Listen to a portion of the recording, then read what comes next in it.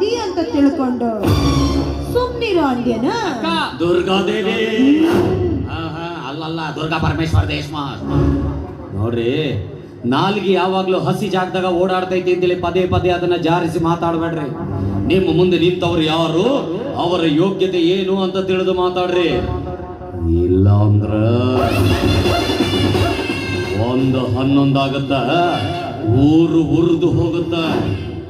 ಈ ಹೆದರಿಕೆ ಯಾರ ಮುಂದಾರ ತೋರಿಸ್ರಿ. ನನ್ನ ಮುಂದೆ ತೋರ್ಸಾಕ್ ಬಂದ್ರ ಪರಿಸ್ಥಿತಿ ಹಾದಿಗೆಡತ್ತ. ಅಧಿಕಾರದ ಬಿತ್ತ ನೆತ್ತಿಗೆ ಏರಿಸಿಕೊಂಡವರಿಗೆ ಮೆದುಳು ಸರಿಯಾಗಿ ಕೆಲಸ ಮಾಡದೇ ಇದ್ದಾಗ ಅವ್ರ ನಾಲಿಗೆ ಇದೇ ರೀತಿ ಮಾತಾಡ್ತಾರೆ. ಆದ್ರೆ ಇದನ್ನೆಲ್ಲ ಕೇಳಿದ್ರ ನನ್ನ ಮೈಯೆಲ್ಲ ಉರಿಯುತ್ತ. ಮಕ್ಕಳ ಮಾತು ತಪ್ಪು ತಿಳ್ಕೊಬೇಡ್ರಿ, ಸಮಾಧಾನ ಮಾಡ್ಕೊಳ್ರಿ. ನರಸಿಂಹ, ನೀ ಏನವ್ರಿಗೆ ತಿಳಿಸಿ ಹೇಳ್ತೀಯೋ, ನೀ ಏನವ್ರಿಗೆ ತಿಳಿಸಿ ಹೇಳ್ತಿ? ಒಂದ್ ಮಾತು ಹೇಳ್ತೀನಿ ಕೇಳಿಸ್ಕೋ. ಕಾಡ್ನಾಗಿರೋ ಹುಲಿನ ನಂಬು, ನೀರ್ನಾಗಿರೋ ಮಸಳಿನ ನಂಬು. ಆದ್ರ ನಟನೆಯ ಮಾತಿನಿಂದ ನಂಬಿಸಿ ಕತ್ತು ಕೊಯ್ಯೋ ಇಂಥ ಕರ್ಮ ಚಾಂಡಲ್ರ ಮಾತನ್ನ ಮಾತ್ರ ಯಾವ ಕಾಲಕ್ಕೂ ನಂಬಬೇಡ. ಸುಮ್ನ ನಡಿ ಮನೆಗೆ.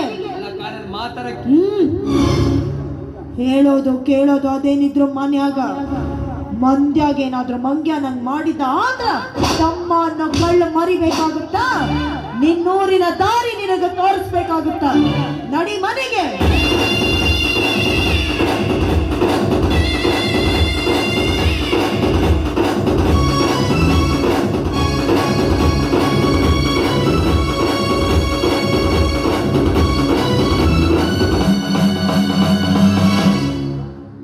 ಪಾಟೀಲ್ರ,